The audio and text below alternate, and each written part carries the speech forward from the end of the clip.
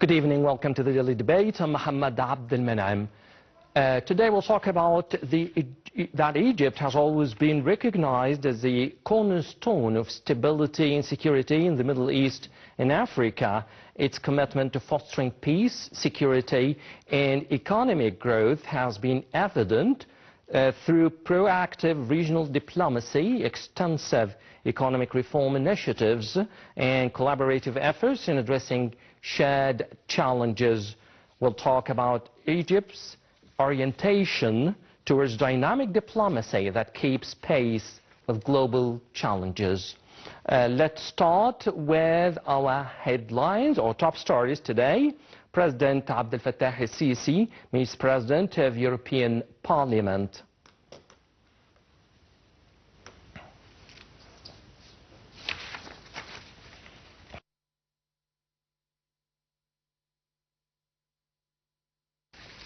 And the second top story is we have President el-Sisi first European Council chief on Gaza ceasefire efforts.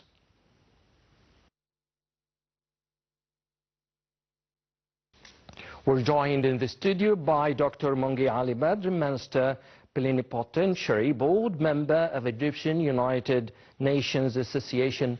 Thanks for being with us. Good evening for you, and it's my pleasure and honor to be with you again.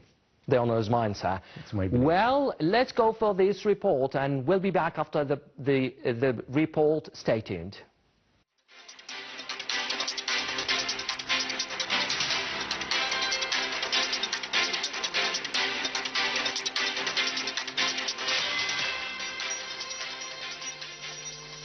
Egypt has a multidimensional personality that has a direct impact on its foreign policy and its regional and international relations. This pluralism maximizes the Egyptian role. Egypt's Arab identity does not conflict with its specificity, and its African identity reflects geographical reality and human attachment, while the Islamic identity reflects the spiritual aspect of the Egyptian identity. Egypt aims to meet the aspirations of the Egyptian people by adopting an active foreign policy and an effective regional and international role with an Arab and African orientation. It also aims to balance its foreign policy by cooperating with all the international powers, especially emerging ones such as Russia, China, India and Brazil, in order to maximize common interests and benefit from the successful experiences of those emerging economies. Egypt, through its non-permanent membership of the Security Council for the period 2016-2017, sought to express the interests of developing countries, particularly in Africa and Asia, and to support the organization's efforts in the maintenance of international peace and security. Arab and African issues are at the top of Egypt's priorities in the Security Council. At the Arab level, Egypt seeks to address the challenges experienced by the Arab countries, achieve stability in the region, combat the forces of terrorism and extremism, and support states' institutions to eliminate the environment incubator. At the African level, Egypt seeks to settle conflicts, continue the tasks of peacekeeping missions, and enhance their role on the continent. Advance peace and stability efforts, create a better reality for African peoples, and contribute effectively to the various challenges at the international level.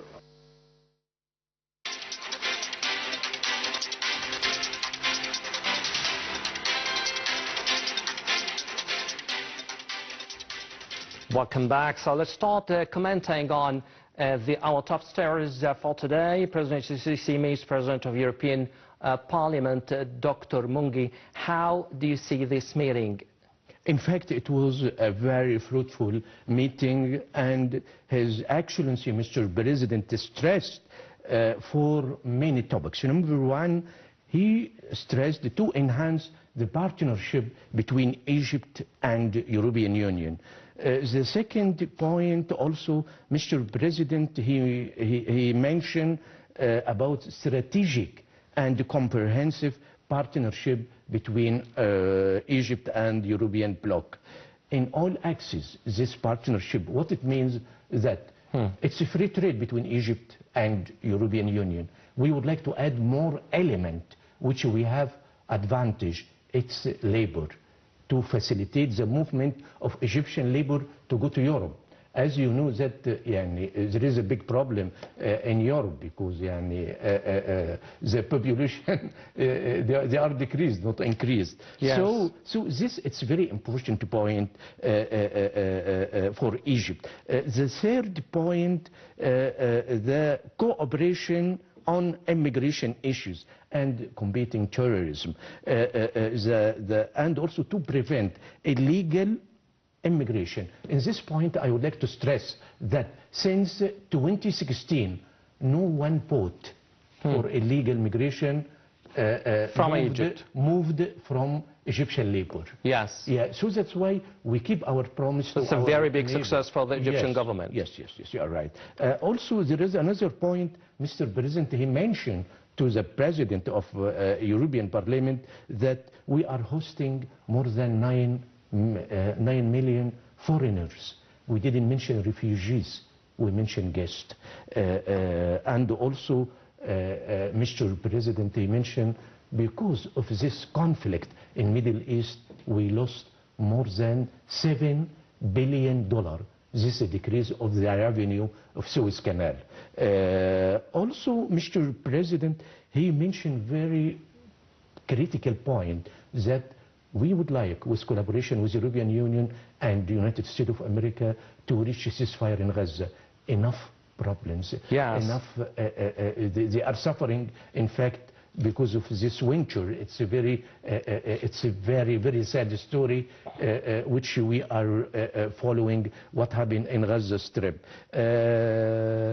Mr. President, he mentioned, I think it's a very positive point that he warned European community that we don't want to make escalation to the aggression in the Middle East. Otherwise, this war, it will include many other countries. And this Egypt used to mention this point. We would like to minimize this aggression. We would like to reach a ceasefire. We would like to send humanitarian aid to Gaza Strip. We would like to apply the United Nations resolution, especially in south of Lebanon, what we call 1701. It means that each country, it will stop on the international border. You know that that resolution 1701 includes Mazar al-Shab'a. Yes. That Israel should leave Mazar al-Shab'a according to this resolution. The last point, in fact, we never forget Syria. Yes. He mentioned that we would like to always at the heart of Egyptian policy and Egyptians in general. Minimize that aggression in Syria, minimize the conflict in Syria, wishing to our brother in Syria to be unified and also to make reconstructions for their land. The President of European Parliament stressed very few points. She mentioned that the appreciation European Union, they appreciate the situation of Egypt for the wise role it plays in protecting and the stability and the security of the region in Middle East.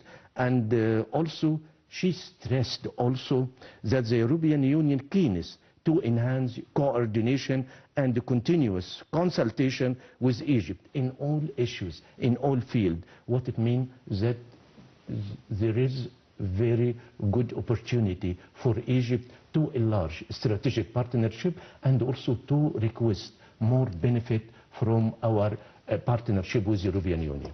Okay, that was a brief, detailed, analysis for the activities of the President for today.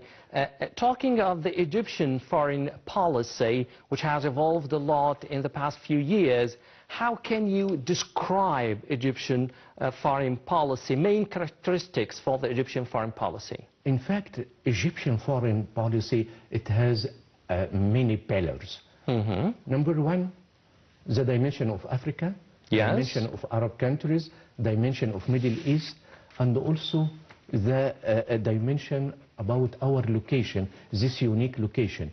Also the role of Suez Canal to link east with the west. Also our role in diplomatic leadership. Egypt is a leader in diplomacy, African Union, and also counter-terrorism and the security partnership. Of course, we have a very active role in regional stability. The most important point is military and defense influence. We have military strengths. Our army considered number 6 or 7 globally, and this make that there is stability and in the Middle East, the power of our army. Otherwise, it will be conflict like our neighboring country. So each point from this we can go in details, and also in peace building diplomacy, economic and energy diplomacy. There is a diplomacy for energy. You know, yesterday it was a summit between His Excellency President Sisi and the President of Cyprus and Greece. Yes. It was in Egypt, and they reached very positive resolution at the end to support Egypt as a hub for energy in Middle East. We'll come to the Mediterranean, but let's start and focus where the Middle East. Egypt has always played a pivotal part in securing and security in the Middle East, defending Palestinian rights for a state, a living state, as we always describe it. Can you shed more light on this? I mean, supporting Palestinian rights for a state and doing its best to reach a ceasefire for the current circumstances in the Palestinian territories. In fact, indeed, Egypt plays a significant role in achieving policies related to regional security, not only regional security, but also international security. Related to the conflict between Israel and the Palestinians, in fact, Egypt used since 1948. On Egypt, they are giving great attention to the right of Palestinians. This number one. Number two, Egypt used to have the soft diplomacy and the aggressive diplomacy in stabilizing or to push Israel to stop its aggression against Palestinians, not only now, but since 1948. The third point, Egypt is playing an international role to push the big communities, especially EU, United States of America, Russia, China, to try to play very active role to reach a ceasefire in Gaza Strip. The other point is that Egypt always have a good connection between our foreign policy and the right of Palestinians to have their own state. Also, we stand very strongly against Israel to move Palestinians to Sinai Peninsula. And forced displacement. Egypt has always refused that. No. We are against by diplomacy, by regional relation, international relation, and also by our army. We didn't allow any power, if it's this power is global power or regional power, to force us or to force us to accept any behavior against our foreign policy or against our country. So we can say that Egypt used to support Palestinians in all cases, even against they have aggression with Israel, or in peace period between Palestinians and Israel. Unfortunately, this spirit of peace to live together, it's very short, very short, very small, and very it doesn't take a long time. It's maybe 1 year and 3 years the aggression between both of them. But we repeat, yesterday and today and tomorrow, it's the solution of two states. Palestinian state and Israeli states. This is the key point of reaching peace in Middle East. Without this, there is no peace in the Middle East. Yes, talking of peace in the Middle East, everybody's talking about trying to reach a ceasefire in Gaza Strip and in the occupied Palestinian territories. Americans are talking about this, Europeans are talking about this, world leaders are talking about this, but it seems like nobody is doing a real or exerting a real effort to reach a ceasefire in Gaza. Agreed. Do you think that maybe Israeli leaders are waiting for President-elect Donald Trump to come over in January 20th? Agreed about what you mentioned, 100%, is that talking. We listen to many talks from states, United States of America, from EU, European Union, because of what? Israel, it's a tool of West and Middle East. So there is excellent collaboration between Israel and the Western countries. So they are talking sweet talks to you. But in reality, nothing done. So according to what we, the relation between Egypt and Israel, that you have two means or two tools dealing with Israel. Number one, you should be patient in negotiation with Israel, because they put one condition, that Arab, they have no patience, and maybe in the middle of talks they are going to commit a mistake, and the Israeli will use this mistake to stop the negotiation. This number one, and we have a good lessons from our negotiation according to Taba. Yes. This number one. So you should be patient. You should have clever negotiator in front of Israeli people, or Israeli delegation. This number one. Number two, you should enlarge your cooperation with all Arab and Islamic countries to raise your case in regionally and in United Nations. And we should be very clever to convince people, and after people, the government. Because if you convince the people in Europe, America, maybe in Asia and in Africa, they are going to push their government to stay with Palestinian rights. The last point which I would like to stress, and we should have the minimum of collaboration between Arab countries. I don't want to dream. No, I'm a very practical man.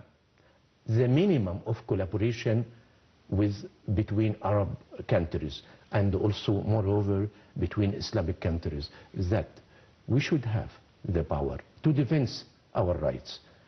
Number two, we should behave as a bloc, not individual country, if you would like to reach. Because individualism, we are going to lose all our rights.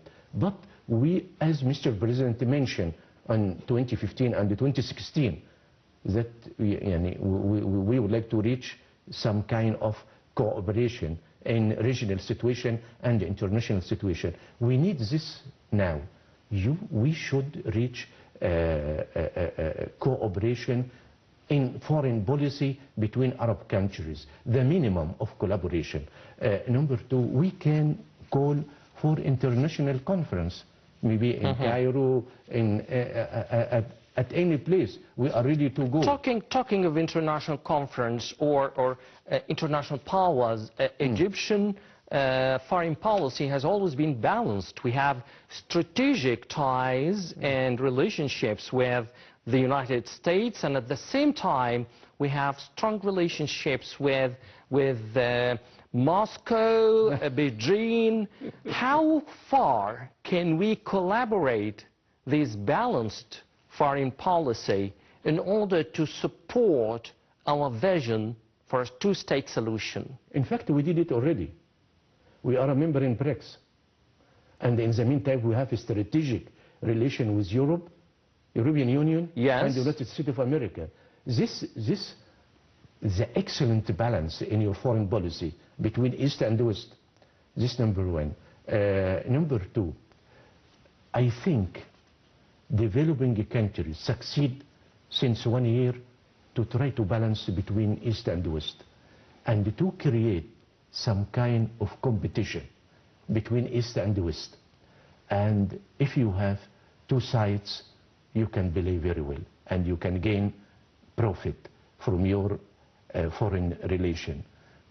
So that's why last year, if you notice that states and European Union start to have conference with Africa, and also start to give donation and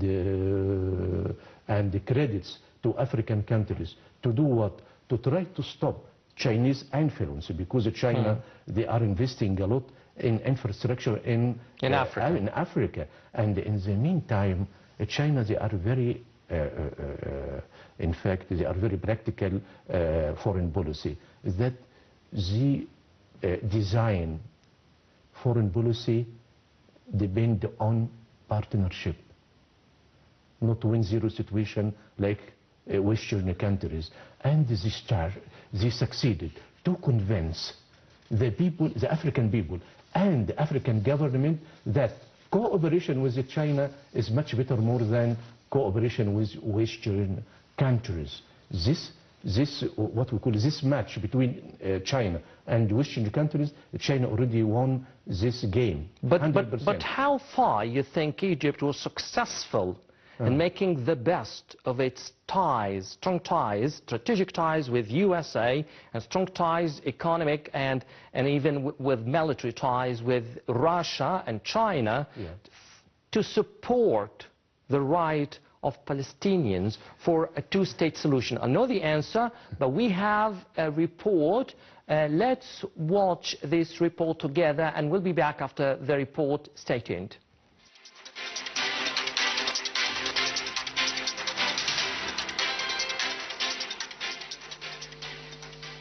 Egypt's shuttle diplomacy that has been acting unabated with ceaseless efforts starting ever since President Abdel Fattah al-Sisi took the helm in June 2014, with a view to enhancing Egypt's leverage and pivotal regional and international role, according to a report.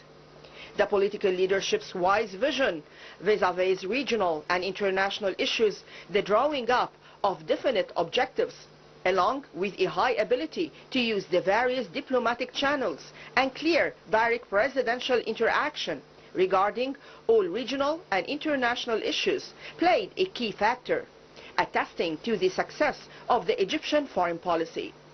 The Egyptian diplomacy has positively engaged in reducing challenges triggered by daunting global threats and curtailing their adverse impact on the Arab national security as well as local economy. Egypt's diplomacy successfully invested on the great military and political progress the Egyptian state has realized under the leadership of President Abdel Fattah al-Sisi, thus interacting actively with world great powers in accordance with all relevant regional frameworks that are in direct contact with Egyptian foreign diplomacy channels.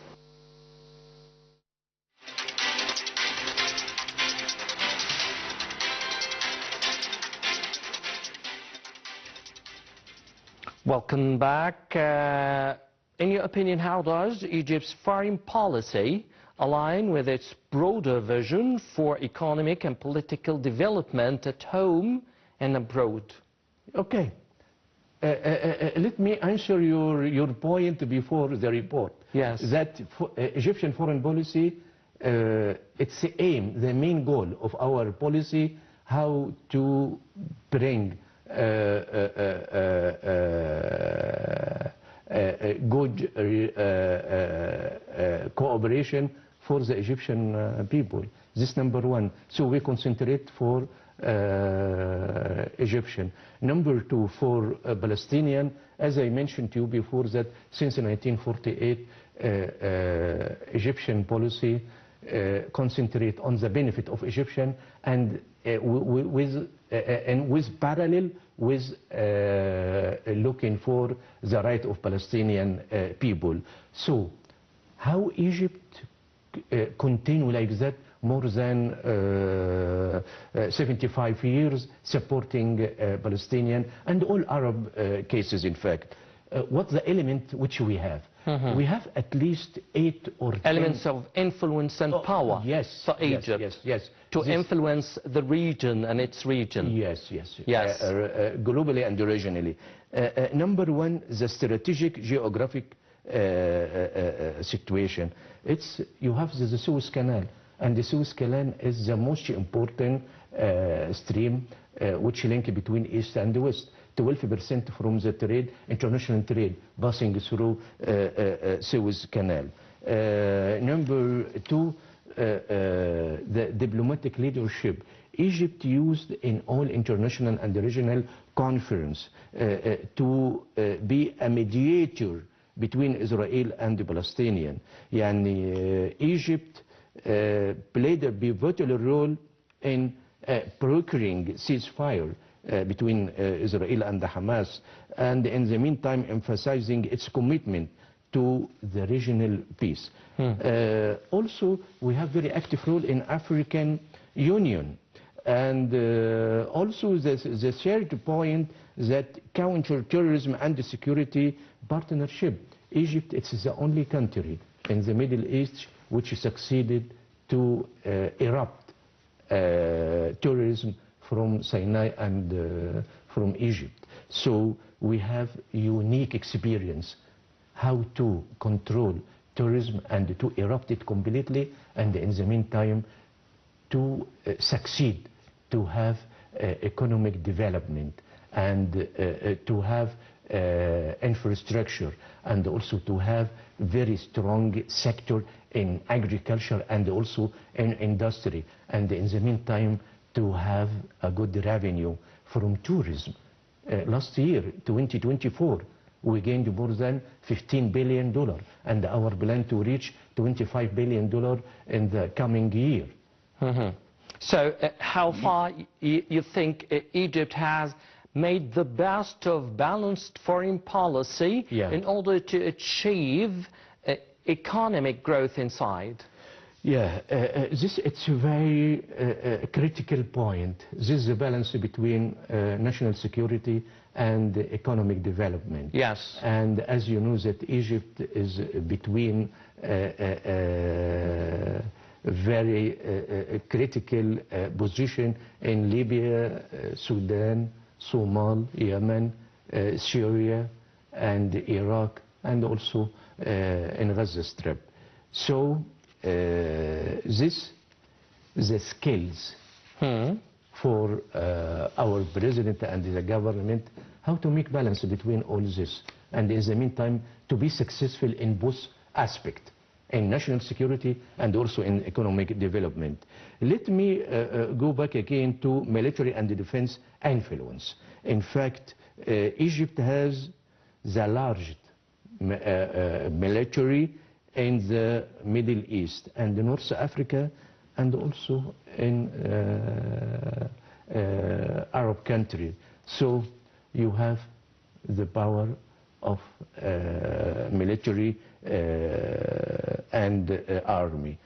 This help you to defend your border, and in the meantime to send very positive message to anyone who would like to touch our border, or anyone who think that he would like to spell it Sinai or south of Egypt from our. So this how we can use that the military, the power of military to conclude economic development, partnership with other country, and strong relation with the big blocs, and in the meantime how to maximize the image of Egypt as a country of history and civilization. This is very important. Another point, that peace building and diplomacy. Since 1979, Egypt and Israel, we have peace treaty, and this convinced many countries to follow us, like Jordan and Lebanon, and even many Arab countries for the time being. Also, we work as a mediator between our brother in Libya and also in Sudan, how to convince them to reach, to stop their conflict, and also to go to election. We continue in this role. Economic and energy diplomacy. There is diplomacy for Let's energy. get to Yes. energy. Yeah. Egypt has expanded its energy partnerships, especially with EU blocs and you know, Greece and Cyprus. And we give example for the Eastern Mediterranean Gas Forum to establish itself as a global energy hub. How do you think that serves Egyptian interests? In fact, this collaboration or partnership between Egypt and Cyprus and Greece, in fact, it's a very positive cooperation because we are touching the most important point related to energy. We would like to say bye-bye to oil, and we would like to go to natural gas. We would like to go to renewable energy, and also we would like to export our natural gas to Europe through Greece. And in the meantime, we already constructing cooperation and transferring of electricity between Egypt and Greece. So energy doesn't include natural gas, no. It's renewable energy and electricity. In the meantime, they agreed, the three countries, to Cairo to be as the hub, regional hub for energy. This help Egypt to be as a point to make pressure on Turkey and to push our brother in Turkey to reshape their policy for Egypt and to understand that Egypt, it's a very big country, it's a very strong country, it's a very historical country, so it's good for our brother in Turkey to have a good relation with Egypt. Now we have good relations with Turkey and almost with our, you know, regional countries that are around Egypt. Yeah, in fact, we call it that foreign policy of Egypt. They concluded a policy of zero problems with our neighbors. Yes. Okay. So yes. Egypt succeeded for that. Not 100%, of course, because still we have some problems with Israel.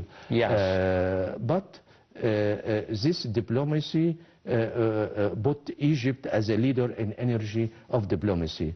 Also, there is economic development for security. You should have food security. It's very important for us. We are a big country, and in the meantime we host around 10 million foreigners in Egypt now, that all of them would like to eat and to drink and also to have a flat or to have a house. And this, I think, because of we built very good infrastructure, so now we are capable to host 10 million population or foreigners in Egypt. There is another soft power and the culture influence. This it's very important. You know, since 40 years and 16s, the party of Kulthum. All Arab countries on the first Thursday of every month, they are listening to Kulthum. It's a soft power for you. Another power, it's Al-Azhar. In fact, we call it religious diplomacy. This Al-Azhar, in fact, it's the most respected Islamic institution globally and regionally also. Now we have a mission from Al-Azhar in many Muslim countries. They are learning the people the modest Islam, and in the meantime they learning the people how to can speak with Arabic. Some word, of course, not fluently like Arabic. In a world full of challenges, in your opinion, what are the key global challenges Egypt's foreign policy seeks to address, and how it has adopted to tackle these issues effectively? Globally, Egypt, in fact, exerts a lot of effort to convince the superpower, even it's Europe or America or Russia or China, that Egypt is a country with history and civilization, and also our economy is diversified economy. We didn't count in one sector. No, there are many sectors. But can you give us some examples of some key global challenges that may affect Egypt and how Egypt reacts to these challenges? Number one, the election of Trump. It's a challenge for Egypt, because he threatened our brother in Gaza. So that's why it's a big challenge for Egypt and Egyptian foreign policy. This number one. Number two, the challenge of Egypt to have a role in a technology revolution. It's a big challenge. So that's why we try to push our young or teenage, Egyptian teenage, to compete either teenage from China and India and even from West country. Number three, we as an Egyptian society, we should be a little bit more patient, and we should increase our dreams for Egypt to be big country. And if I would like to conclude that Egypt's contribution to regional and international security are multi-phased, ranging from diplomatic mediation. We start from diplomatic mediation and military strength, to economic initiative and to the counter-terrorism effort. Its leadership in peace building and strategic partnership with global power solidify its pivotal role in shaping security policies that impact not only MENA region, Middle East region, but also world at a large. So it's Egypt. Listen, my message to the Egyptian family: try to push your son and daughter to be dream high, because the future for us, the science of economy is already moved from economy of natural resources to economy of knowledge. Yes. And the knowledge depends on IT and AI. And the main element for developing AI and IT is youth, teenage. And our society, more than 65 or 70, they are teenage, they are youth. So do you think Egypt has made the best of its foreign policy to invest in this area? Yes, we already invested. I mean, partnerships with European countries, with the States, with Russia, with China. Yeah, because Egypt is number 3 in IT, for the service for IT in programming and also in calling center. We are number 3 globally. And in the meantime, you have the raw material of progress. This the Egyptian youth, they can compete globally and internationally. And also, as the last point which I would like to stress, that we already have infrastructure. Infrastructure, it's not only road and bridge. No, you have smart cities. Yes. You have technology universities. You have technology college. You have technology centers. And now we start to set up R&D centers by government and also by private sector. All these elements will push you up. And we should prepare our society for competition and also for accepting the challenge of future. The challenge, if you would like to develop your country, you should be patient. You should be very active. You should be you should compete. Not only youth, but all society. Yes, and yes. we have all elements to compete and also to be developed. Dr. Mongy Badr, Minister Plenipotentiary, Board Member of Egyptian United Nations Association, thanks for your time. Thank you and good night. And I always to be very proud with you and your team. The pleasure is always mine. Thanks for watching. That's all we have for tonight. Thank you very much. I'm Mohammed Abdel Menam.